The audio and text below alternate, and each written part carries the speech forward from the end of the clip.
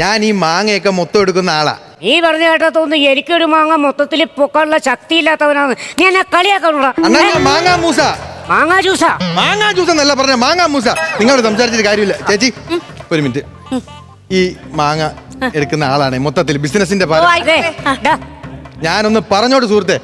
അപ്പൊ ഈ മാവ് കണ്ട് ഇഷ്ടപ്പെട്ടിട്ട് വന്നതാ. ഇതിലുള്ള മാങ്ങ എല്ലാം കൂടെ എനിക്ക് പിന്നെ ഞാനൊന്ന് പറഞ്ഞോട്ടെ. അപ്പൊ ഈ മാങ്ങ മൊത്തം എടുത്തിരുന്നെങ്കിൽ എനിക്ക് എത്ര ഇത് വലിയ ശല്യമായാലും ഇത് മിണ്ടരുത്. ഒരു കാര്യം സംസാരിച്ചോണ്ടിരിക്കും എന്റെ ഇടയിൽ കേട്ടോ ചേച്ചി. അപ്പൊ ഈ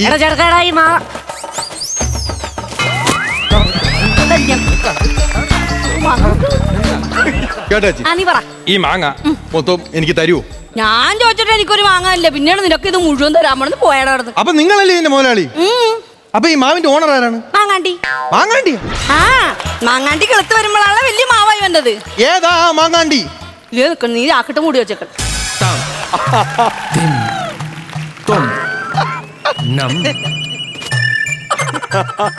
സർഗവേദികളെ സ്വർഗഭൂമികളെ യവനികഞ്ഞൊറിയുകയാ ജീവിതമുഖപടമെഴുതുകയാ കാലം കഥകളിൽ ഉണരു